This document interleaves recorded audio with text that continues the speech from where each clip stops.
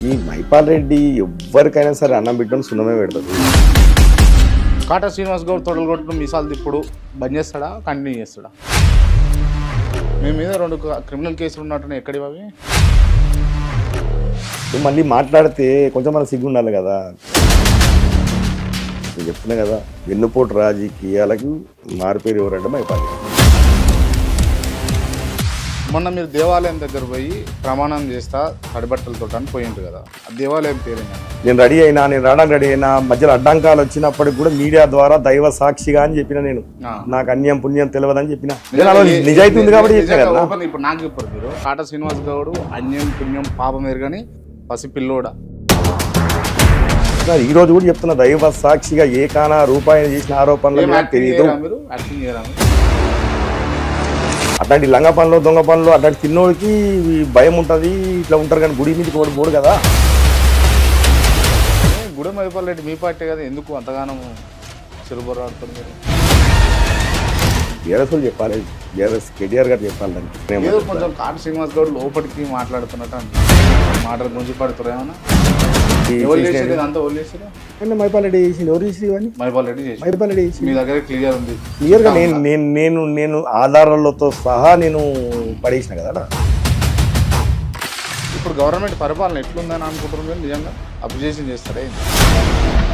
ఇందిరమ్మ ఇల్లు ఇంతవరకు ఒక ఇల్లు కూడా ఇవ్వలేనటువంటి పరిస్థితి జరుగుతుంది. బాధ కలుగుతుంది ఇలాంటి వాళ్ళు సోషల్ మీడియా ప్లాట్ఫామ్లో. కానీ మీరు కోర్టుకి ఈడ్చొచ్చు కదా, మీకు ఒకవేళ మీ దగ్గర నిజంగా ఆధారాలు ఏముంటాయి? వెనుపోటు ఓడిచిపోయింది కానీ మన ఎలక్షన్స్ మీకేనా? కాంగ్రెస్ పార్టీకి ఇప్పుడు వాళ్ళు నమ్మిరు కదా. దామోదర్ రాజనరసింహను దాటి ఇప్పటి వరకు మీరు రేవంత్ రెడ్డిని ఎందుకు గెలవాలి చెప్పండి? అటు ఇటు తిరిగి అంటే బాణాలు మొత్తం కాటచింకి ఎందుకు పడతాయి? ఆ పరిస్థితులు అట్లా కలిసి వస్తున్నాయి. ఏం చేద్దాం అంటే ఈక్వేషన్ మైపాల్ రెడ్డికి అట్లా కలిసి వస్తున్నాయి ఈక్వేషన్స్. ఏం చేద్దాం మన కలిసి వచ్చిన ఎమ్మెల్యే ఇట్లా ఓడగొట్టగలుగుతారు అందరు మైపాల్ రెడ్డిని? ఓపెన్ చెప్పండి ఒక్కసారి అన్న లైఫ్ టైంలో. నిజము గడప దాటే లోపే అబద్ధం ఊరంతా తిరిగి వస్తుంది.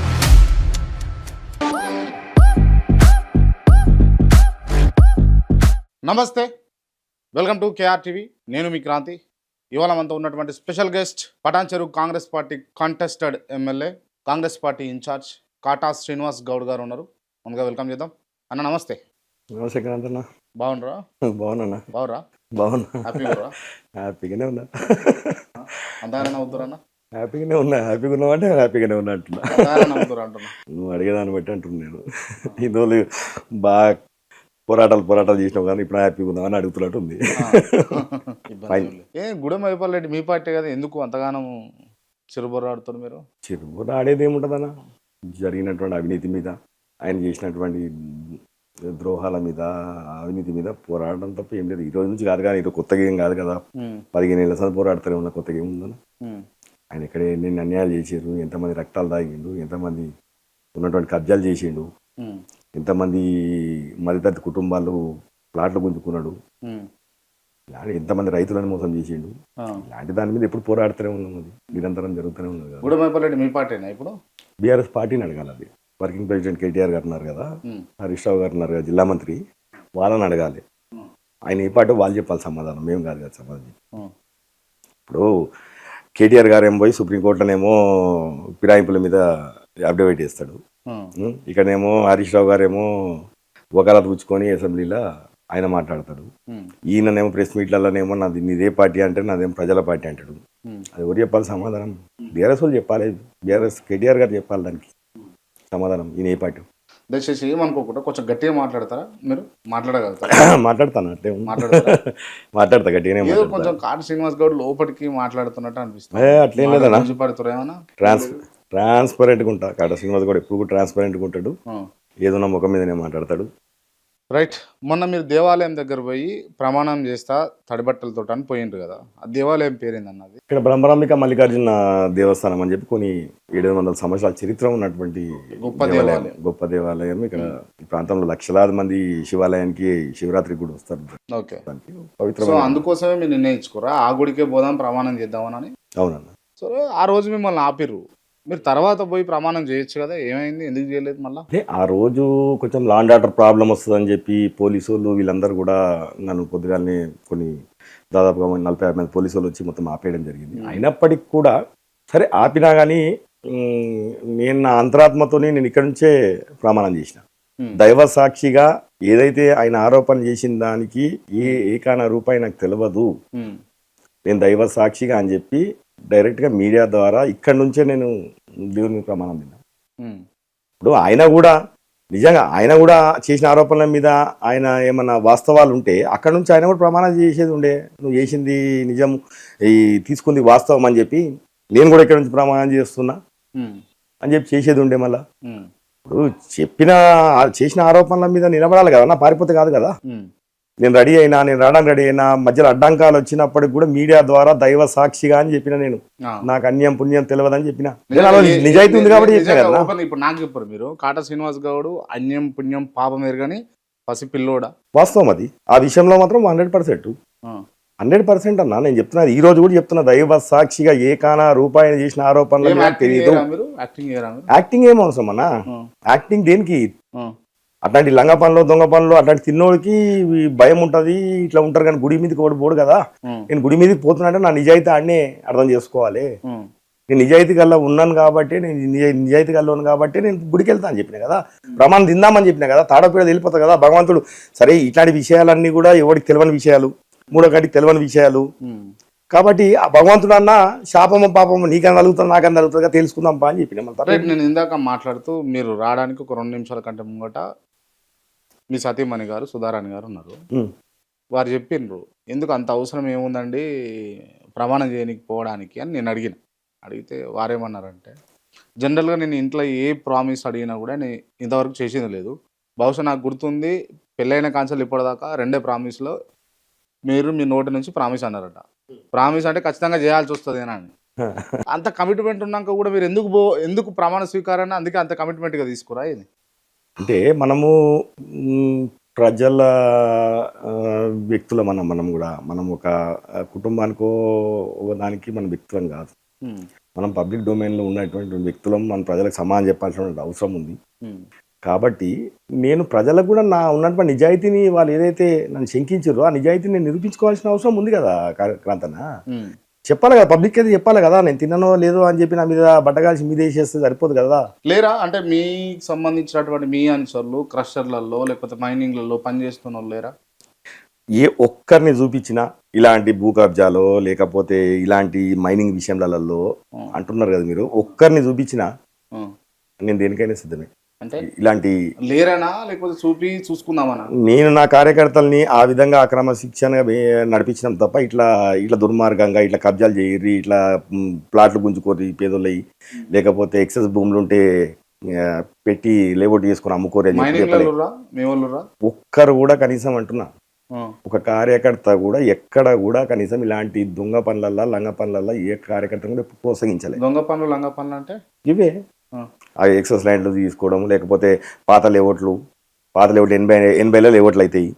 ఆ రోజులల్లా ఇవి ఉండేవి, ఏవి మోటేషన్ కాకపోతే మళ్ళీ రైతుల పేర్లు వస్తాయి. ఇది ధరని వచ్చిన తర్వాత ఇక దాంట్లో మళ్ళీ పేర్లు వచ్చినాయి అని చెప్పి పట్టదారులని పిలుచుకోవాలి, మళ్ళీ 50,000 1,00,000 రూపాయలు ఎంతో వాళ్ళకి ఇవ్వాలి, మళ్ళీ వాళ్ళ పాస్బుక్లు చేసుకోవాలి, ఆ ప్లాట్లో బెదిరియాలి, అది ఇవ్వాలి, గుంజుకోవాలి, పోలీసు వాళ్ళతో కేసులు పెట్టియాలి. ఇట్లాంటి మైపాలరెడ్డి చేసిండు. ఎవరు చేసి ఇవన్నీ? మైపాలరెడ్డి చేసి మీ దగ్గర క్లియర్గా నేను ఆధారాలతో సహా నేను పడేసిన కదా మొన్న, ఆధారాలు చూపించిన కదా నేను మొత్తం. ఆధారాలు చూపిస్తారు, పోలీస్ స్టేషన్లలో మేము కేసులు పెడతామని అంటారు, ప్రమాణాలు చేస్తామంటారు. కానీ మీరు కోర్టుకి ఈడ్చొచ్చు కదా, మీకు ఒకవేళ మీ దగ్గర నిజంగా ఆధారాలు ఏముంటే. కోర్టుకి పోయిన వాళ్ళు పోయారు కదా, ఇప్పుడు ప్లాట్లో ఉన్నారు. కాటా శ్రీనివాస్ గౌడ్ ఎందుకు పోతలేడు కోర్టుకి?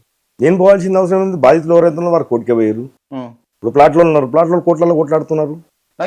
మీరేమో పొలిటికల్ డ్రామా చేస్తారేమో, లేకపోతే పొలిటికల్ సినారియో క్రియేట్ చేస్తారేమో అని. ఏం అవసరం దాని గురించి పొలిటికల్? ఇప్పుడు జరిగింది చెప్తున్నా కదా, నేనేమో జరగలేదని చెప్తలే కదా. ఇప్పుడు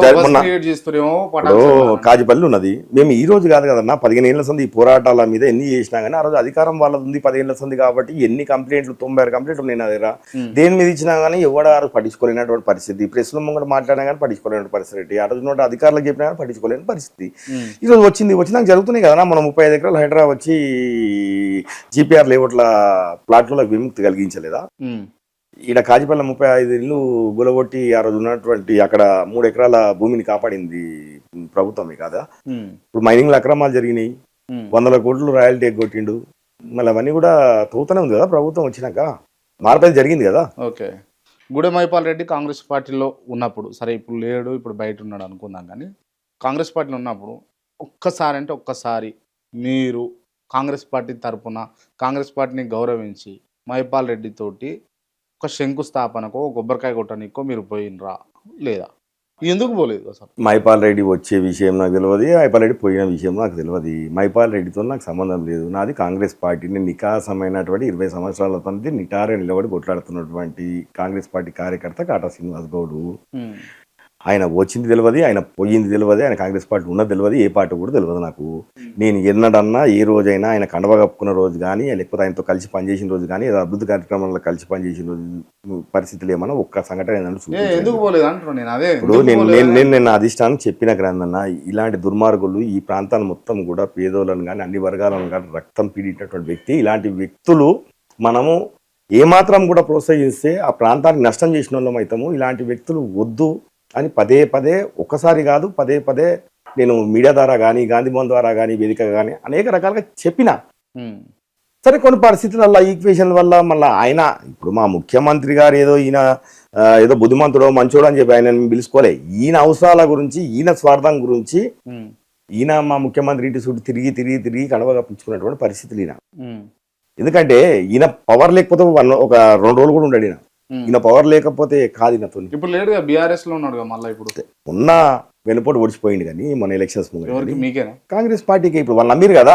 ఇప్పుడు కాంగ్రెస్ పార్టీలో వచ్చినా అని చెప్పి తిరిగి వచ్చిన తర్వాత కాంగ్రెస్ పార్టీ వెన్నుపోటు మైపాల్ రెడ్డికి పొడిచిందా, లేకపోతే మైపాల్ రెడ్డి వెన్నుపోటు కాంగ్రెస్ పార్టీకి పొడిచిందా? ఈ ఏడన్నర మొత్తం కూడా కాంగ్రెస్ పార్టీలో ఆయన స్టేబుల్ కావడానికి, మళ్ళీ ఏదో ఆధిపత్యం చెలాయించుకోవడానికి ఏడన్నర సంది ఉన్నాడు. ఇళ్ళని ఉన్న దాని తర్వాత మన ఎలక్షన్స్ రాగానే 2 రోజుల ముందు ప్లేట్ ఫిరాయించిండు, నాకు బీఆర్ఎస్ కోటేయాలని చెప్పి. కాంగ్రెస్ ఏడన్నర నుంచి కాంగ్రెస్ పార్టీ అన్ని విధాలలో అధికారులు కానీ అన్ని కానీ ఆయనకు పవర్ అప్ అయిపోయారు. పవర్ అప్ అయిపోయినప్పుడు ఆయన ఏం చేసిండు, ఉన్నలేని అభివృద్ధి కార్యక్రమాలన్నీ కూడా టీఆర్ఎస్ వాళ్ళు నెంబడి పెట్టుకొని కాంగ్రెస్ కార్యకర్తలను చంపేస్తుంటూ కాంగ్రెస్ పార్టీని బొందబెడుతూ మొత్తం టీఆర్ఎస్ వాళ్ళని ప్రమోట్ చేస్తుండే. కాంగ్రెస్ పార్టీ ఆయన బొందబెడితే అయ్యేదేం కాదు కదా. ఆయన బొందబెడితే ఏం కాంగ్రెస్ పార్టీ పుడుచుకుపోయేదేం కాదు కదా. ఇది కాంగ్రెస్ పార్టీ 130 సంవత్సరాల చరిత్ర ఉన్నటువంటి కాంగ్రెస్ పార్టీ ఎందుకు లేదు? కాంగ్రెస్ పార్టీ లేని 1,00,000 ఓట్లు వచ్చినాయి నాకు, లేని 1,00,000 ఓట్లు వచ్చిన సంగతి తెలుసు. అంతకుముందు కూడా మీరు మంచి మెజార్టీ తోటి ముందుకు వచ్చిరని కూడా తెలుసు. కాకపోతే ఇవాళ మైపాల్ రెడ్డి ఇటు వచ్చి అటు పోయిన తర్వాత కాంగ్రెస్ పార్టీ ఇటు ఉందా లేదా? ఉంది కదన్నా, ఉంది కదా. మీరే అంటారు ఆయన ప్రయత్నం కాంగ్రెస్ పార్టీని ఈ ప్రాంతంలో కార్యకర్తలని నాయకులు ఎదుర్కొంటా ఎంత ఆపగలగాలో అంత ఆపే ప్రయత్నంలో ఉన్నాడు. ఎందుకంటే 10 ఏళ్ళ సంది ఆ కార్యకర్తలు అడుగడుగునా కూడా అడుగుంటా ఉన్నాం కదా ఈయన అరాజకాల మీద. దానికి ఆయన ప్రయత్నం కాంగ్రెస్ పార్టీని లేకుండా చేయాలనేదో ప్రయత్నం. అంటే కాంగ్రెస్ పార్టీని ఆయన లేకుండా చేయాలని అనుకుంటాను. కాసేపు ఈ పొలిటికల్ ఇష్యూస్ పక్కన పెడదాం, పర్సనల్గా అడుగుతాను. నేను 20 సంవత్సరాల నుంచి కాంగ్రెస్ పార్టీని అంటిపెట్టుకుని ఉన్నాను నేను అని మీరు ఇందాక అన్నారు. 2 సార్లు టికెట్ ఇస్తే 2 సార్లు కూడా ఓడిపోయింది మీరు. అంటే గెలుపు అంచులు దాకా వచ్చి ఓడిపోయారు. ఓడిపోవడం అంటే ఏదో మెజార్టీ రాకనో లేకపోతే డిపాజిట్ రాకనో కాదు, గెలుపు అంచులు దాకా వచ్చి ఓడిపోయారు. అయినా కూడా ఇట్లనే కాంగ్రెస్ పార్టీని పనిచేస్తారా అన్న? రాజకీయాలు ఫస్ట్ అంటే నేను ఒక ప్యాషన్గా రాజకీయాలకు వచ్చినోని, నేను ఏదో అధికారం గురించి అధికారమే దహంగా నేను పనిచేస్తాను కాదు. నేనేదో నా తండ్రులు 50 సంవత్సరాలు సుదీర్ఘ రాజకీయం మాది. ఈరోజు కొత్తగా మేము ఇప్పుడు ఈరోజు వచ్చేదో పుట్టుకొచ్చేదో సోషల్ మీడియాలో వచ్చే రాజకీయ నాయకులు కాదు నేను. ఇప్పుడు 50 సంవత్సరాలు ఈ ప్రాంతంలో మా తండ్రులు సర్పంచ్గా ఒకసారి కాదు 10 45 సార్లు గెలుచుకుంటా, నేను సర్పంచ్గా నేను ఇవన్నీ కూడా ఈ ప్రాంతంలో కొంచెం మంచి చెడ్డకు చూసుకుంటా, పేదోళ్ళని కాపాడుకుంటా. మా తండ్రుల పేరు మీద ఈ కాలనీలు ఉన్నాయన్న, Lingamayya colony, Darshan Nagar colony, tailor colony, Lingamayya colony, weaker section colony, ఇట్లా కాలనీలు కూడా మా తండ్రులు పేదోళ్ళకి, ఇల్లు లేని వాళ్ళకి ఇల్లు ఇప్పించి వాళ్ళ సర్టిఫికేట్ ఇప్పించి ఇలాంటి క్రెడిబిలిటీ ఉన్నటువంటి ఫ్యామిలీ మాది. కాబట్టి మేము సుదీర్ఘంగా నడుస్తున్నాం ప్రయాణంలో. కాబట్టి నేను ఓడిపోవడానికి కారణం కూడా చెప్పాలి కదా అన్న. ఎందుకు ఓడిపోతున్నావు కదా శ్రీనివాస్ గౌడ్ గారు, మళ్ళీ మీకు 2 సార్లు టికెట్ ఇచ్చింది అనొచ్చు మీరు. ఇప్పుడు ఈ ప్రాంతం అనేది urban, semi urban, rural 3 mix ఉన్నటువంటి ప్రాంతం ఇది. ఇప్పుడు 4.5 లక్షల ఓట్లు ఉన్నటువంటి నియోజకవర్గం, పెద్ద నియోజకవర్గం. అందులో ఇది మినీ ఇండియా, అన్ని రాష్ట్రాలలో అన్ని జిల్లాలలో ఉన్నటువంటి నియోజకవర్గం ఇది. అవును. మళ్ళీ ఇలాంటి దగ్గర మనం హైదరాబాద్లో కూడా చూసినాం మొన్న జరిగిన ఎలక్షన్లల్లో. హైదరాబాద్లో ఉన్నటువంటి సీట్లల్లో పోటీ అంటే పటాన్చెర్లనే మనం గట్టిగా పోటీ ఇచ్చినటువంటి పరిస్థితి కూడా మనం చూసినాం. నాకు వచ్చిన టికెట్ ఎప్పుడన్నా, ఆయనకు వచ్చిన టికెట్ ఎప్పుడన్నా. ఇప్పుడు 2018లో నా పరిస్థితి గదే 11 రోజుల సమయం వచ్చింది. లాస్ట్ డే నామినేషన్ లాస్ట్ రోజు నాకు టికెట్ ఇచ్చారు. ఆ రోజు కూడా ప్రజలు కార్యకర్తలు నా మీద నమ్మకంతో, పార్టీ మీద నమ్మకంతో 20,000 ఓట్లు వేసారు. మొన్న కూడా కొన్ని ఈక్వేషన్ వల్ల మీ అందరికి కూడా తెలుసు, కొన్ని ఈక్వేషన్ వల్ల కూడా కొన్ని నిర్ణయాలు తీసుకోవాల్సిందే. అది దానివల్ల పార్టీ నష్టపోయింది అనే విషయం తర్వాత కూడా తెలిసింది. ఆ 11 రోజులలోనే లాస్ట్ నామినేషన్ రోజే నాకు మళ్ళీ టికెట్ వచ్చింది. ఆయనకేమో 3 నెలల ముందు ఈయననే రన్నింగ్ ఎమ్మెల్యే 2 సార్లు ఆల్రెడీ గెలిచాడు, 3వ సారి మళ్ళీ ఈయనకు బీఫామ్ ఇచ్చి వీధులలో తిప్పిరు ఈయనని. మళ్ళీ నేను 11 రోజులలో వచ్చి 1,00,000 ఓట్లన్నా. ఆ రోజు 2018లో ఆయన 40,000 మెజార్టీ, మొన్న 6,000 చిల్లర కన్లోటు పోయి గెలిచినాడు. ఇంకో 3,000 ఓట్లు అయితే నేను ఎమ్మెల్యే నిలవదు. అంటే నేను 11 రోజుల ప్రయాణం నాది నడుస్తుంది పోటీ, ఆయనదేమో 3 నెలల సంది ఆయన రన్నింగ్ ఎమ్మెల్యేగా ఆయన నడుస్తుంది. నేను ఇప్పటివరకు కార్యకర్తగానే కొట్లాడుతున్నాను, ఆయన ఎమ్మెల్యే కొట్లాడుతున్నాను. ఒక విషయం చెప్పండి. సరే, మీరు అంటున్నారు మీకు 1,00,000 ఓట్లు వచ్చినాయి అని చెప్పేసి. 80,000 నుంచి నేను 1,00,000 ఓట్లకు ప్రమోట్ అయినా, ఆయన 40,000 నుంచి 6,000కు డిమోట్ అయినా అని చెప్తారు కదా మీరు. మీకు పడ్డ ఓట్లా లేకపోతే అది కాంగ్రెస్ పార్టీకి పడ్డ ఓట్లా? మీకు పడ్డాయి. ఇప్పుడు ఏదైనా కానీ ఏ ప్రాంతంలో అయినా మీకు పడ్డ ఓట్లా కాంగ్రెస్ పార్టీ పడ్డ ఓట్లా? మీకు పడ్డ ఓట్లా కాంగ్రెస్ పార్టీ పడ్డ ఓట్లా?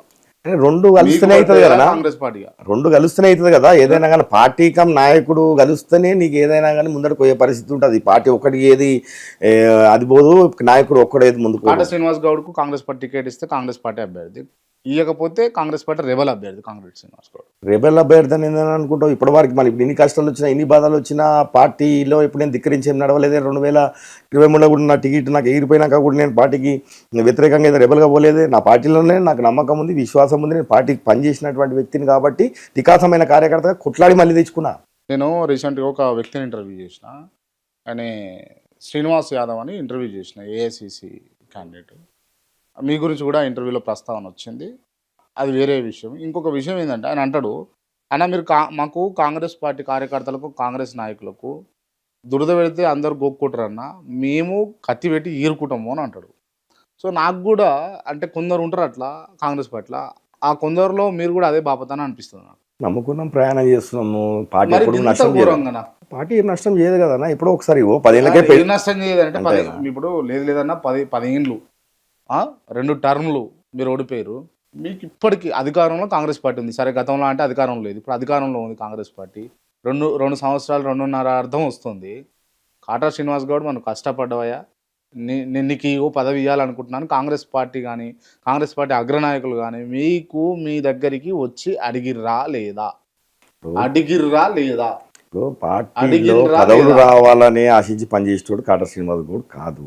బట్ ఇవ్వాలి కదా, లాయల్టీని గుర్తు ఇవ్వాలి కదా. ఇస్తారేమో, ఇయ్యరని ఎందుకని అనుకోవాలి. నేను ఒక విషయం అడుగుతా, చెప్పండి. మీరు దామోదర్ రాజనరసింహను దాటి ఇప్పటి వరకు మీరు రేవంత్ రెడ్డిని ఎందుకు కలవాలి చెప్పండి? ఎందుకు కలవలే? రేవంత్ రెడ్డి కలిసిన, కానీ ఇప్పుడు తను ముఖ్యమంత్రి అయ్యిండు. ముఖ్యమంత్రి అయినప్పుడు ఎందుకు ఉన్నారు మీరు దామోదర్ రాజనరసింహ గారు? అంటే ముందటి నుంచి ఏమైపోయిందంటే క్రాంతన్న, ఇప్పుడు ఈ ప్రాంతంలో ఆ రోజు నుంచి కూడా జిల్లా మంత్రిగా ఆయన సీనియర్ నాయకుడిగా, సీనియర్ నాయకుడిగా వారసునే కొనసాగుతూ ఉన్నాం. 2018 టికెట్ కావచ్చు, అంతకుముందు కావచ్చు, వాళ్ళతో ఉన్నటువంటి అనుబంధంతో నడుస్తూనే ఉన్నాం మేము. జిల్లాలో ఉన్నటువంటి సీనియర్ నాయకుడు ఒక జిల్లాలో ఉన్నప్పుడు ఉప ముఖ్యమంత్రి చేసిండు, దాని తర్వాత ఇప్పుడు కూడా మంత్రిగా ఉన్నాడు. తననే ఒక గాడ్ ఫాదర్గా నడుస్తూ ఉండే, ఆయనే నాకు టికెట్ ఇప్పించినా, మంచి చేసినా, చెడు చేసినా నడిపిస్తూ ఉండే. అదే కొనసాగుతూ ఉంది తప్ప అలా వేరియేషన్ లేదు, వర్గం లేదు, ఇంకోటి లేదు.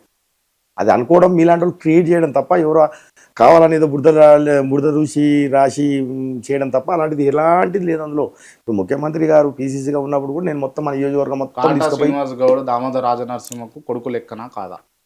కొడుకు లేకనే అని తన కూడా చెప్తాడు కదా, నా కొడుకే అని. నా కొడుకు అవును, దానికి దీనికి సంబంధం ఏందన్నా? దానికి సంబంధం ఏంది? దానికి సంబంధం జారిపోయినటువంటి ఏదైతే టికెట్ ఉందో ఆల్రెడీ ఒక వ్యక్తి పేరు డిక్లేర్ అయ్యి ఆల్రెడీ వచ్చినాకట కట్ చేస్తే మళ్ళీ కాటా శ్రీనివాస్ గౌడ్ పేరు వస్తుంది టికెట్లలో. గంత పవర్ చూపించారు మీరు. నా కార్యకర్తలే కదన్నా, నా కార్యకర్తల బలమే కదా. ఆ రోజు కూడా ఏదో కాటా శ్రీనివాస్ గౌడ్కి అన్యాయం చేయాలనో లేకపోతే కాటా శ్రీనివాస్ గౌడ్ని రాజకీయాల నుంచి తొక్కేయాలనేది కాదన్న. ఆ రోజు ఉన్నటువంటి పరిస్థితి మనందరికీ తెలుసు. బీఆర్ఎస్ పార్టీ ఆ రోజు ముందురాజు కమ్యూనిటీకి ఓటు ఎక్కడ కూడా ఒక సీటు కూడా ఇవ్వలేదు. ఆ రోజు మొత్తం కూడా ధర్నాలు, ర్యాలీలు పెద్ద ఎత్తున కూడా వీళ్ళు ఆ కమ్యూనిటీ అంతా కూడా బాగా చేసింది. దానివల్ల కూడా కొంచెం ఏంటంటే ఆ కమ్యూనిటీకి ఇస్తే కొంచెం మనకి ఎట్లా అధికారంలోకి రావాలి మనం కాబట్టి ఏ ఈక్వేషన్ కూడా వదులుకోవద్దని ఆ ఈక్వేషన్ ఇచ్చిన విషయం అది తప్ప ఏదో కాటా శ్రీనివాస్ గౌడ్కి కావాలని లేపేయాలనే సీట్ అయితే కాదు. కాబట్టి ఆ పరిస్థితులలో అది నా నంబర్ వెళ్ళింది. ఎందుకంటే మధు ఇక్కడ ఈ ప్రాంతం నుంచి ఉన్నాడు కాబట్టి నా నంబర్ వెళ్ళింది అందులో తప్ప ఎవరికి ఏమి వేరే రాజకీయాలు లేవల్ల. అటు ఇటు తిరిగి అంటే బాణాలు మొత్తం కాటా శ్రీనికి ఎందుకు పడతాయి మరి? ఆ పరిస్థితులు అట్లా కలిసి వస్తున్నాయి. ఏం చేద్దాం అట్లా ఈక్వేషన్ మైపాలరెడ్డికి అట్లా కలిసి వస్తున్నాయి ఈక్వేషన్స్. ఏం చేద్దాం మళ్ళీ కలిసి వచ్చిన ఎమ్మెల్యే అవుతున్నాడు. ఓడగొట్టగలుగుతారా మీరు మైపాల్ రెడ్డిని? ఓపెన్ చెప్పండి ఒక్కసారి అన్న లైఫ్ టైంలో. నేనేం చెప్తున్నానా, ఇప్పుడు ఓడగొట్టాలనే కదా సరే. ఆయన నిజాయితీ ఏందో నా నిజాయితీ ఏందో, ప్రజల్లో నా మీద విశ్వాసం ఉందా ఆయన మీద విశ్వాసం ఉందా అనేది ఇప్పుడు 30,000 40,000 దొంగోటు రాసుకొని ఈడ 40,000-45,000 ఇట్లా మొన్న ఈక్వేషన్ చెప్తున్నాను. 40,000-45,000 ఓట్లు ఇక్కడ మధు ఇక్కడ డైవర్ట్ అయిపోయి 80,000 ఓట్లని అధిగమించి నేను గెలవాల్సి వచ్చింది ఆ 11 రోజుల్లో. ఆడికైనా ప్రజలు కార్యకర్తల కష్టంతో నాకు 1,00,000 ఓట్లు వచ్చినాయి. నేను తిరిగినా తిరగకున్నా 10 రోజులు ఏముంటుంది అన్న, తిరగనీకనే లేదు, ఇంకా పంచనీకే ఏముందా చెప్పు. చెప్తున్నా కదా, తిరగనీకనే టైం లేదు, పంచనీకేం చేయాలి, ఇంకేడికెళ్ళి తేవాలి. ఆ రోజుల్లో టికెట్ గురించి కొట్లాడుకొని తీసుకొచ్చుకుంటే ఎక్కువ అయిపోయింది కదా నాకు. ఇప్పుడు ఆయన 100 కోట్లు సంపాదించి దాచి పెట్టిండు. అన్న మీరు అలా గుర్తుపెట్టుకోండి నిజంగా. అంటే అనే వాళ్ళకు కూడా నేను చెప్తున్నాను, నేను 2 సార్లు ఇచ్చింది అనే మాట మీరు ప్రస్తావించారు కాబట్టి చెప్తున్నాను. శ్రీనివాస్ గౌడ్ అనే వ్యక్తి ప్రమోట్ అయ్యిండు, డిమోషన్ కాలే. 80,000 నుంచి 1,00,000 ఓట్లు తెచ్చిండు. 40,000 మెజార్టీ నుంచి 6,000కి పడేసిండు. శ్రీనివాస్ గౌడ్ ఏదో డిపాజిట్ కోల్పోయో లేకపోతే గతంలో 2018లో 80,000 ఓట్లు వస్తే ఇప్పుడు ఏమి 20,000 ఓట్లు రాలే. 20,000 పెరిగినా 40,000 తగ్గించిన 30,000 తగ్గించిన ఆయనది. అంటే ఆ 11 రోజులలోనే నాకు ప్రజల ఆదరణ లేనిదే పడ్డాయి అంటావన్నా. నేను తిరగలే, ఎవరింటికి కూడా ముఖం చూపించే పరిస్థితి లేదు నాది. ఇంత పెద్ద ఎందుకు రాదనుకోవాలి, అంటున్నా. వస్తే మంచిదే, వస్తుంది, రాదు అని అంతా వ్యవహారం అంతా మారిపోతుంది కదా. 100% కాటా శ్రీనివాస్ కూడా బరిలో ఉంటాడు. అంటే మైపాల్ రెడ్డి ఏడా నిలబడతారా లేకపోతే ఎట్లా నిలబడతారు మీరు? ఇప్పుడు డీలిమిటేషన్ అయితే చూద్దాం, అది డీలిమిటేషన్ అయినాక పరిస్థితులు ఎట్లుంటాయి. నియోజకవర్గం అయితే పడంచేది కదా అది. అలా 1 అయినా 2 అయినా, రేపు 1గా ఉన్నా ఇంకా 2 అయినా పటాన్చేరు నియోజకవర్గానికి ఆయనకు నాకే మధ్యలో నడిచింది కదా ఇప్పటి వరకు కూడా. దాన్ని ఖచ్చితంగా దానికి సమాధానం చెప్పాల్సిన బాధ్యత నాకు ఉంది కాబట్టి చెప్తా. ఏ విధంగా చెప్పాలో ఆ విధంగా చెప్తా. 100% కదా, ఇద్దరం కలిసి పోరాడిన వాళ్ళమే కదా ఇప్పుడు 2 సార్ల నుంచి. ముచ్చడం 3వ సారి తాడోపేడో తెలుసుకోవాల్సిన అవసరం ఉంది కదా, తెలుసుకుందాం. ఓకే, గెలిచి బయట పడతారా మరి? చూద్దాం, 2028-29లో కలుసుకుందాం. అంటే పటాన్చేరులో కాంగ్రెస్ జెండా ఎగురుతుందా అఫీషియల్గా? 100% ఎగిరేస్తాం. 100% ఎగిరేస్తాం అంటున్నా. ధైర్యం ఏముందన్న, ప్రజలే ధైర్యము. ప్రజల మా మీద ఉన్నటువంటి విశ్వాసం, నమ్మకము, మా 6 గ్యారంటీలు ఏదైతే మా ముఖ్యమంత్రి గారు ఇంప్లిమెంట్ చేస్తున్నటువంటి. ఇంతసేపు మాట్లాడిన అంతా ఓకే కానీ నాకు సరే అంటే పర్సనల్గా కానీ లేకపోతే వ్యక్తిగతంగా కానీ లేకపోతే మీ వే ఆఫ్ బిహేవియర్ పరంగా మీరు ఇందాక అన్న ప్రశ్నకి నేను నాకు సమయం చెప్పడానికి నాకు ఇవ్వలేదు. ఇప్పుడు ముఖ్యమంత్రి గారు అనేది ఇంకోటి వర్గం అనేది మీరు ఒకటి మాట్లాడేది ఇందాక. కాంగ్రెస్ పార్టీ అంటే ఒకటే వర్గం అన్నా నేను చెప్పేది. ఇలా వర్గాలు ఏం లేవు. నేను ఏంటంటే పదే ఊరికే పోయి ఎవరిని డిస్టర్బ్ చేయ. ఇప్పుడు నా ఉన్నటువంటి ఒక సర్పంచ్ పరిస్థితికే ఎన్నో సమస్యలు ఉంటాయి, ఎన్నో వారు ఈరోజు ముఖ్యమంత్రిగా నడుపుతున్నారు. ఊరికి పోయి నేను డిస్టర్బ్ చేయను. నేను కలవాల్సినప్పుడు కలిసినా, నేను చెప్పినా వారు నాకు భరోసా ఇవ్వాల్సిన ఇచ్చిండు తప్ప ఇలా వేరే వర్గాలని మీరేదో మాట్లాడేదో ఇది చేస్తుండ్రు, అదంతా సుధ తప్పు. ఎలాంటి ఏమీ లేవు. వారు నిజంగా నన్ను చాలా అభిమానిస్తారు. అంటే వారికి ఏంటంటే ఇట్లా గట్టి నిలబడతాడు, కొట్లాడతాడు, సీన్ లాంటాడు, ఇట్లా ఉండాలని చెప్పి వారు అనేక సందర్భాల్లో అన్నాడు ముఖ్యమంత్రి గారు. మరి కొన్ని పరిస్థితులు రాలేవు, పరిస్థితులు వస్తాయి. 10 ఏళ్ళకే పెంటకు బలం వచ్చింది. కాటా శ్రీనివాస్ గౌడ్ కోరదు, రాదంటావా అన్న? రైట్. ఇప్పుడు గవర్నమెంట్ పరిపాలన ఎట్లుందని అనుకుంటున్నారు మీరు? నిజంగా అప్రిషియేషన్ చేస్తారా అన్న? నిజము గడప దాటే లోపే అబద్ధం ఊరంతా తిరిగి వస్తుంది. ఇక సోషల్ మీడియాలల్లా వాడుకుంటూ మొత్తము ఏదో జరిగిపోతుంది అని చెప్పి క్రియేట్ చేసుకుంటా సోషల్ మీడియా ప్లాట్ఫామ్లో నడిపిస్తుంది తప్ప ఎక్కడ ఏం జరుగుతలేదన్నా. మహిళలకు ఏం జరుగుతలేదు? మహిళలకు ఫ్రీ బస్ ఇవ్వలేదా? ఈరోజు 15 సంవత్సరాలు లేని రేషన్ కార్డు, కొత్త రేషన్ కార్డు ఇవ్వలేమా? ఇందిరమ్మ ఇల్లు ఇంతవరకు ఒక ఇల్లు కూడా ఇవ్వలేనటువంటి పరిస్థితి 10 ఏళ్ల పరిపాలన. ఇల్లు ఇస్తారు, ఈరోజు చిన్న చిన్న ఇల్లు ఇస్తున్నాం. ఇస్తారు, ఓ పక్క పెద్ద పెద్ద ఇల్లు కొడతారు, ఓ పక్క ఫ్రీ బస్ ఇస్తారు, ఓ పక్క ఫోన్ల మీద 20 కోట్ల 30 కోట్ల స్కాములు చేస్తారు. ఎట్లా ఇట్లా చెప్పుకుంటూ పోతే చాలా ఉన్నాయి.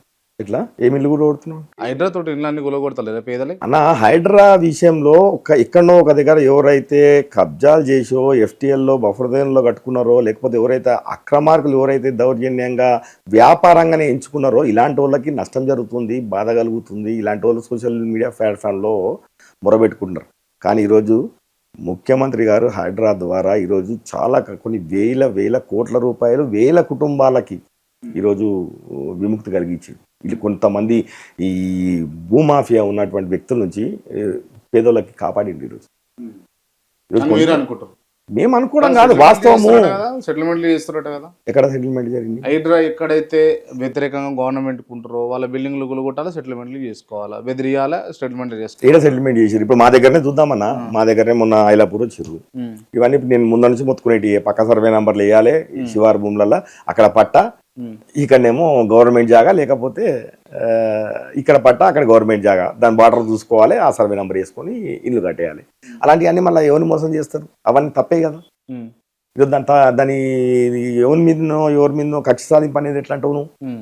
ఇప్పుడు పక్క సర్వే నంబర్, పట్ట సర్వే నంబర్ శివార్లలో వేసి నువ్వు ఇలా గవర్నమెంట్ జాగాలను బిల్డింగ్ కట్టడం మాట్లాడుకున్నావన్నా. అక్కడ క్లియర్ గా ఆపుండి అని చెప్పేసి హైకోర్టే ఇచ్చేసింది, హైకోర్టే ఆపింది.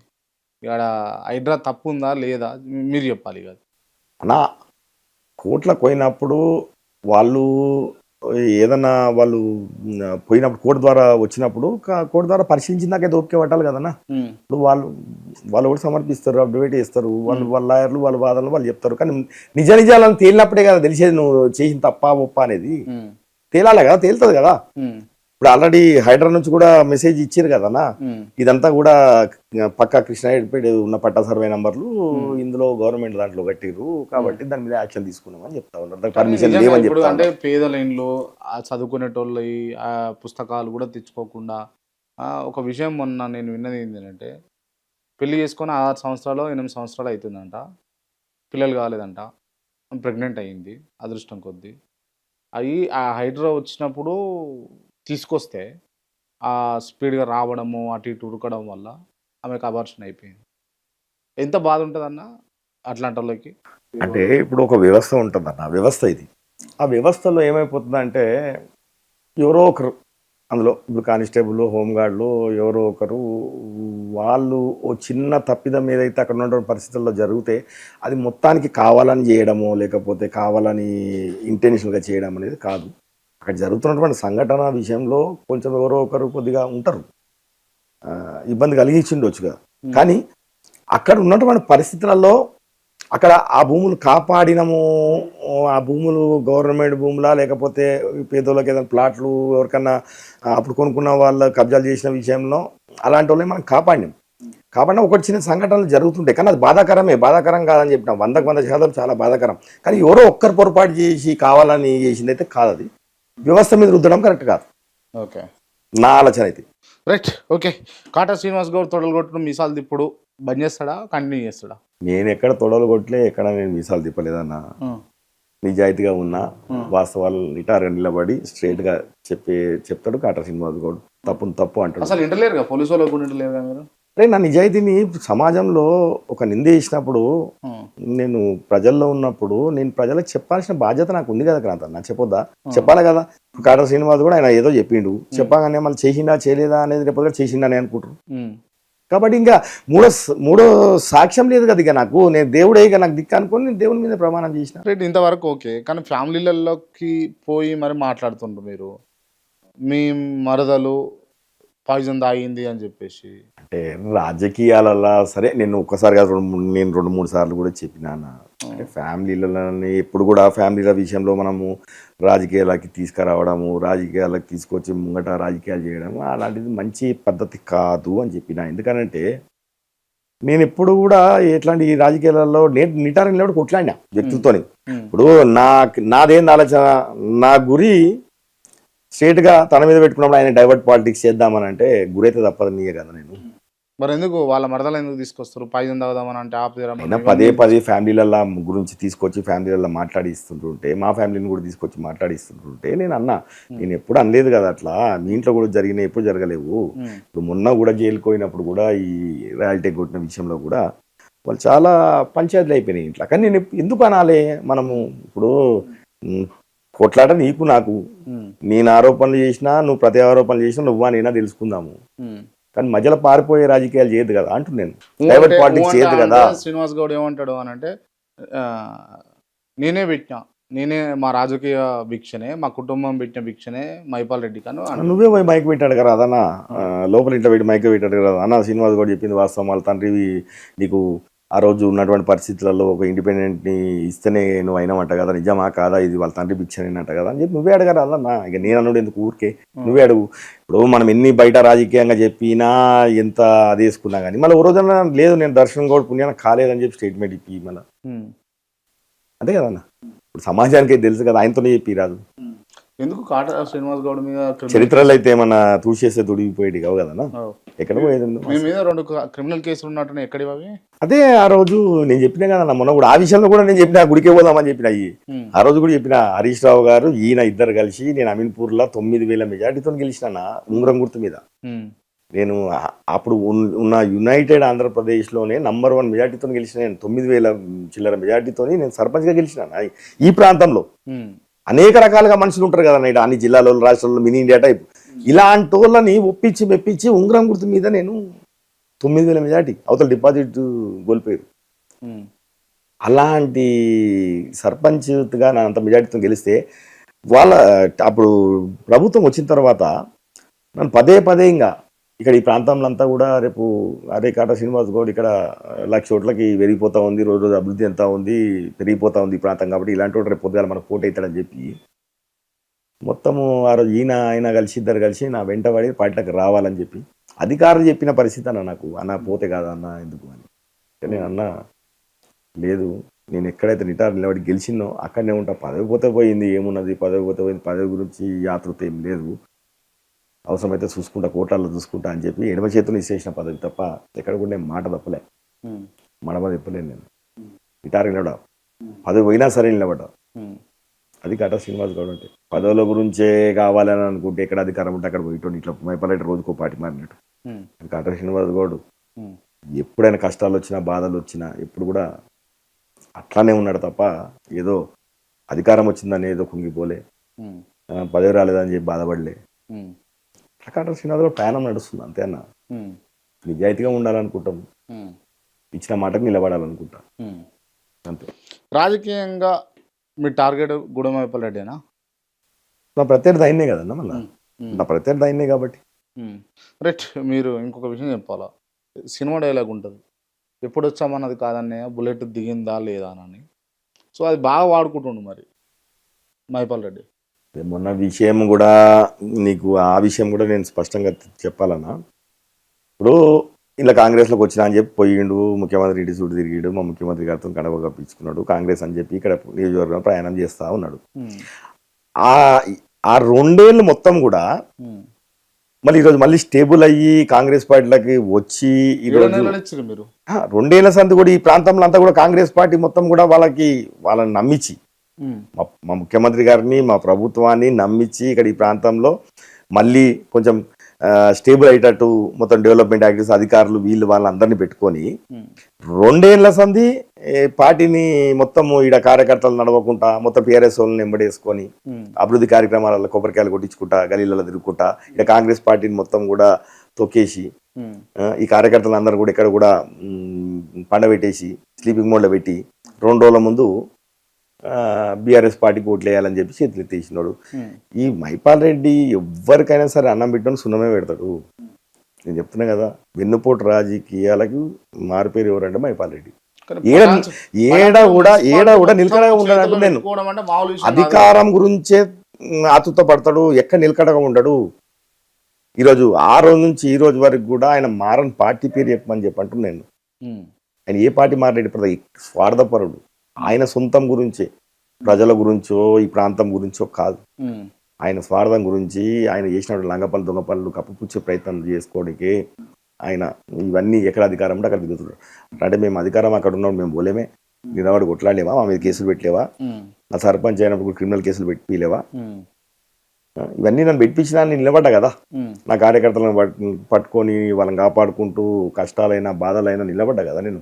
మరి నువ్వెందుకు 2 రోజులు నిలబడలేకపోయినావు? నువ్వు ఇంకా ఎమ్మెల్యే చేసినావు కదా 2 సార్లు, అప్పటికే 3వ సారి అయినావు కదా, మళ్ళీ ఎందుకు నిలబడలేకపోయినావు? నువ్వు కూడా 2 ఏళ్ల సంది నిజంగా నిటారుగా నువ్వు నిలబడి నీ కార్యకర్త నిలబడి కష్టాలు సుఖాలు అన్నీ కూడా వాళ్ళని కాపాడుకుంటూ నిజంగా 2 ఏళ్ళు ఈ ప్రయాణం చేసినట్టే నువ్వు 5 మున్సిపాలిటీలు గెలుస్తుంటావా, 1 మున్సిపాలిటీని గెలుస్తుంటావా, గెలుచుకునేటువంటి తెలుస్తుండే అంటున్నా. ఈరోజు వచ్చి లాస్ట్ మూమెంట్లో దెబ్బేసి ఆ రోజుల్లో ఉన్నటువంటి పరిస్థితుల్లో రోజు నేను ఈ విషయంలో నేను రోజు మాట్లాడుతుంటే మా వాళ్ళు కూడా కొద్ది రోజులు ఓపిక పట్టు అని చెప్పి నాకు పదే చెప్పడంతో నేను ఓపిక పట్టినా. నేను అప్పటిదాకా మౌనం పాటించిన.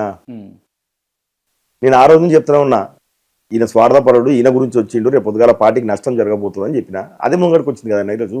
నేను చెప్పిందే ముంగడికి వచ్చింది కానీ ఆలస్యంగా వచ్చింది. ఈరోజు నా పార్టీ నష్టం చేసిండు. పోనీ గెలిచిండు అంటే ఈయన మొత్తము 5కి 5 ఈయన సొంతంగా సింగిల్ లార్జ్ మేడతో గెలిచినాడు కాదు కదా కాంతన్న. బీజేపీతో పొత్తు పెట్టుకొని 3 మున్సిపాలిటీ, ఆ 3 బీజేపీలు మాకు సపోర్ట్ చేసినట్టే మేమే అవుతుంటాం కదా. అట్లా అంటే ఓకే, బీజేపీ వాళ్ళు అంటే అదే బీజేపీ నాయకుల పెళ్లిళ్ళ కార్యాలయాలు, ఇండ్ల కార్యాలయాలు అయితే కాటా శ్రీనివాస్ గౌడ్ పోతుండా లేదా? పోతాడు. ఎందుకు? దానికి దీనికి పొంతనే ఉంటుంది. ఇప్పుడు నా ఇంట్లో ఏమైనా దావత్ అయితే నేను అందరు పిలిచి అందరు రారా, లేకపోతే నేను ఇంట్లో దావత్ అయితే నేను పోనా? దానికి దీనికి సంబంధం ఏముంటుంది? మరి ఎందుకు నేను ఏమన్నా లోపల ఇంట్లో పోయి లోపల రూమ్ లో కూర్చొని చర్చలు చేసుకొని లావాదేవీలు మాట్లాడలే కదా. పబ్లిక్ లోనే మాట్లాడుకుంటారు కాబట్టే కదా. నేను ఆయనలో సాట్ల పోయి కూర్చొని మాట్లాడుతాను కాదు కదా. దావత్లో పిలిచినా పెళ్లి పిలిచినా 10 మందిలో కలుస్తా, 10 మందిని చూసేటట్టు చేస్తా. దాంట్లో తప్పేముంది? ఓకే, దానికి తప్పైతే లేదు కదన్నా. దాని తప్పేంది? రైట్. సరే, ఇంత చెప్తారు, ఇంత మాట్లాడుతారు, ఏం పని వస్తుంది మరి కాంగ్రెస్ పార్టీ నుంచి? మీకు వస్తుందారా అసలు? అట్లీస్ట్ ఏదైనా నామినేటెడ్ అన్న అది వస్తుంది రాదు ఏదని ఉండని. నేను మీకు ఇందాక చెప్పిన పదవి గురించి నేను ఎప్పుడు కూడా ఆతృత పడలేదు. ఇప్పటి వరకు కూడా కార్యకర్తగానే కొట్లాడుతున్నా. స్టిల్ డేట్ వరకు, ఈ క్షణం వరకు కూడా కాంగ్రెస్ పార్టీ ఒక కార్యకర్తగానే ఈ రోజు వరకు కూడా పోరాడుతూనే ఉన్నా. నా ప్రయాణం కొనసాగుతూనే ఉంటుంది. పార్టీ ఎందుకు గుర్తించదు అని అనుకుంటావు? పార్టీ 100% గుర్తిస్తుంది. నేను ఇందాక చెప్పినా కదన్నా, 10 ఏళ్ళకైనా పెట్టక బలం వస్తుంది. కాటా శ్రీనివాస్ కూడా 1 రోజు రాకపోతుంది అన్న, తప్పకుండా వస్తుంది. మీరు నమ్ముతారు గట్టిగా? 100% వస్తుంది. ఎందుకు రాదు? నా సర్వీస్ లేదా పార్టీకి? ఈ ప్రాంతంలో నిలబడి 10 ఏళ్ల సంది టీఆర్ఎస్ అరాజకాల మీద నిలబడి కొట్లాడలేదా? కేసులు పెట్టుకోలేదా? ఈ ప్రాంతంలో పార్టీని కానీ కార్యకర్తలను కానీ కాపాడుకుంటలేనా? ఏమైనా ఆయన లేక ఇటు అధికారం పోగానే పారిపోతున్నా, లేకపోతే అధికారం లేదని చెప్పి కూడా ఇంట్లో పడుకుంటున్నా? అధికారం ఉన్నా లేకున్నా కాటా శ్రీనివాస్ కూడా అట్లనే ఉన్నా, అట్లనే కొట్లాడుతున్నా, అట్లనే నిటారుగా నిలబడతాడు. కాటా శ్రీనివాస్ కూడా ఎక్కువ ప్రెస్ మీట్లకు పరిమితం అవుతాడట, నిజమేనా? ప్రెస్ మీట్లకు పరిమితం రోజు నేను తిరుగుతూనే ఉంటాగా, ప్రజల సమస్య మాట్లాడుతూనే ఉంటాగా, చేస్తూనే ఉంటా కదా. నీ ఇలాంటి వాళ్ళు అలాంటి వాళ్ళు వచ్చి ప్రెస్ వాళ్ళకి ఇప్పుడు ఇట్లాంటి సంఘటనలు జరిగినప్పుడు మాట్లాడినా చెప్పాల్సిన బాధ్యత నాకు ఉంది కదా. చెప్పాలి కదా, నేను ఉన్న వాస్తవాలు చెప్పాలి కదా. తెరపైకి వస్తారు మీరు అన్నది పెద్ద కనబడుతుంది. మరి రోజు తిరిగివాడే నా సోషల్ మీడియా కనబడుతుంది కదా, నేను తిరుగుతున్నా లేదా చేస్తున్నానా లేదా అని చెప్పి. నేను అదే అఫీషియల్గా నేను కాదు, అఫీషియల్గా నేను లేను, అధికారికంగా నేను లేను. నేను ఎంతవరకు తీర్చగలుగుతా? నేను ఒక వారధి లేక ఇక్కడ ఉన్న సమస్యను మంత్రి గారి దగ్గరకో ఇంకో దగ్గర తీసుకుపోయి ఈ సమస్య ఉంది, ఈ పరిస్థితి ఉంది, లేకపోతే కార్యకర్తకి ఏమైనా బాధ వచ్చినా కష్టం వచ్చినా నేను చేయగలుగుతా. అఫీషియల్గా నేను కాదు కదా, నేను చేయలేను కదా. అఫీషియల్గా నాకేం ప్రోటోకాల్ లేదు కదా. మళ్ళీ లేనప్పుడు నేను ఎట్లా అధికారంలో ఉన్నా కానీ ప్రోటోకాల్ అనేది ఒకటి ఉంటుంది కదన్నా. ఆ ప్రోటోకాల్ ప్రకారం నేను చేయలేను కదా అవన్నీ. కాబట్టి నా బాధ్యత ఏంది? నేను ఒక వారధిగా కార్యకర్తలను కాపాడుకుంటూ ఇక ప్రాంతంలో ఉన్నటువంటి సమస్యల మీద ఏదో విధంగా నేను అధికారులతోని కానీ మంత్రి దృష్టిలోకి తీసుకుపోయి ఇదని చేయించుతున్నాను అంతే. నేను ఓపెన్గా పోయి కొబ్బరికాయలు కొట్టేట్టు ఉండదు కదన్నా. ఓకే, ఎంత ఉంటుందన్న మీ ఆస్తి? చెప్పినా కదన్నా, 104 ఎకరాలు ఉంటే 50 ఎకరాలకు వచ్చిందని చెప్తిగా. తగ్గిపోయిందా? మళ్ళీ పోలేదా? మళ్ళీ 50 ఎకరాలు పోయిందా? ఒక చిన్న గుంట భూమి కూడా లేదు నా పేరు మీద. క్లీన్ చిట్ మెయింటైన్ చేస్తారా మీరు? అంటే మా తండ్రులు సంపాదించి మా తాతలు సంపాదించి ఆస్తానా? నేను సంపాదించే మీ కట్టలు గట్టి పెట్టింది కాదు కదన్నా. వాళ్ళు సంపాదించిన ఆస్తి కరగా పెడుతున్నారు. ఎంతమంది ఉంటున్నా మీ బినాములు? నాకు బినాములు అంటే ఏం లేదు. ఏమున్నది బినాములు ఏముంటుంది అలా. నేను ఏమంటున్నా అంటే ఇప్పుడు ఏమన్నా మేమంతా లీడర్, ఇప్పుడు మేమంతా ప్రజాప్రతినిధులుగా చేసినాము. మేమందరం కూడా పబ్లిక్ మనుషులం కాబట్టి మేము పబ్లిక్ డొమైన్లో మేము చేసేది అంతా తెలుస్తుంది కదన్నా. ఇప్పుడు ఏం దాచుకునే తాగేదా అన్న? ఇదేమన్నా అందరికీ తెలుసు. కాటా శ్రీనివాస్ కూడా చేసిండా చేయలేడా, ఈడ కబ్జాలు చేసిండు, ఈడ రాజకీయాలు చేసిండా అని చెప్పి ప్రజలు నడితే చెప్పరా అన్న? ఒక గజం కూడా పెట్టలేదా మీరు? నా నిజాయితీ అది కదన్నా, నేను అది చేయను కాబట్టి నా నిజాయితీకే నేను ఇంత గట్టిగా మాట్లాడుతున్నా. మీరు ఎట్లా చెప్తుర్రో గూడెం మైపాల్ రెడ్డి కూడా పటాన్ చెరువు మొత్తంలో నేను గుంట భూమి కూడా కబ్జా పెట్టలేదని చెప్తున్నాను. గుంట అదే అంటున్నా కదన్నా, అబద్ధానికి బట్టలేసి ఎట్టుంటుందో మైపాలరెడ్డి అట్లా ఉంటుంది అనమాట. నిదర్శనం. అబద్ధానికి బట్టలేసి నిలబెడితే ఎట్టుందో మైపాలరెడ్డి అది. పార్కు జాగాలు, రోడ్లు, 200 ఫీట్ల రోడ్డు గిడ చక్రపూర్కి వెళ్ళిన 150 to 153 సర్వే నంబర్ల 200 ఫీట్ల రోడ్డు 20,000 గజాలు. Santosh sand and granite masoor Reddy మీద 6,000 గజాల పార్కు ఇదే సంస్థ మీద, వాళ్ళ తమ్ముడి మీద.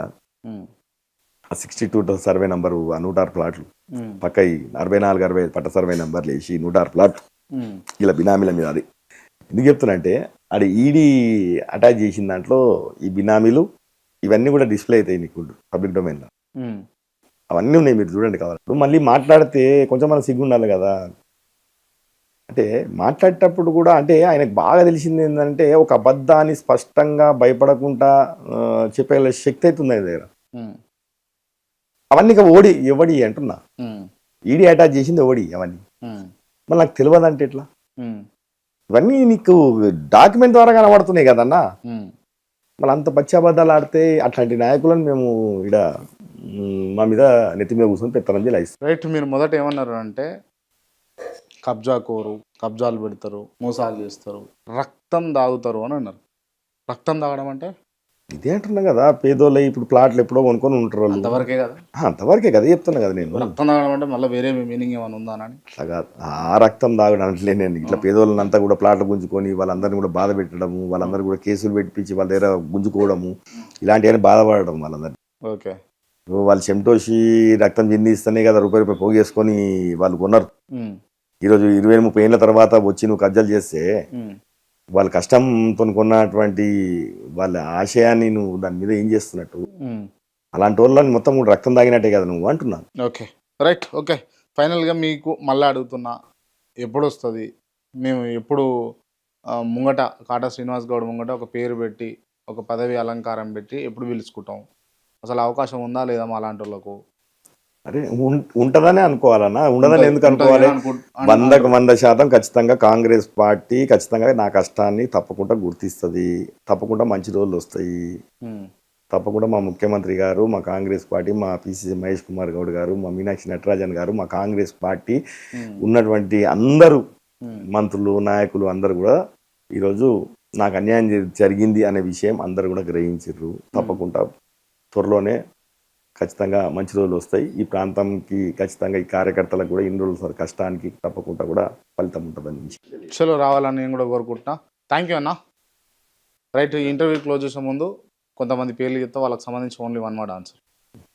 కేసీఆర్, మాటకారి, రేవంత్ రెడ్డి, విజయన్న నాయకుడు, కిషన్ రెడ్డి, పెద్దగా ఆలోచన ఉన్నటువంటి వ్యక్తి ఏం కాదు ఆయన. ఉత్తమ్ కుమార్ రెడ్డి. ఉత్తమ్ కుమార్ రెడ్డి కూడా ఒక మంచి సైనికుడుగా నిజాయితీ గల వ్యక్తి. దామోదర్ రాజనరసింహ, బ్రాండ్. హరీష్ రావు, నాకజిత్తుడు, కేటీఆర్, నాయకత్వం లక్షణాలు ఉన్నటువంటి వ్యక్తి. కవిత, పోరాట పట్టుకున్నది. సీతక్క, ఆనెస్ట్, కొండా సురేఖ, రెబల్, కొండా మురళి, ఆయన కూడా rebel.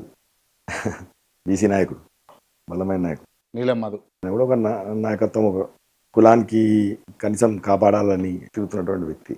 Mypal Reddy, land grabber. Kata Srinivas Goud, నిజాయితీ గలుడు, journalist Kranti. Face to face ముఖం ఎంత వాడినైనా కానీ నిలబెట్టి ప్రశ్నలు నిటారుగా అడిగి చేసినటువంటి ధైర్యం ఉన్న వ్యక్తి. రైట్ అన్న, థ్యాంక్ యూ సో మచ్.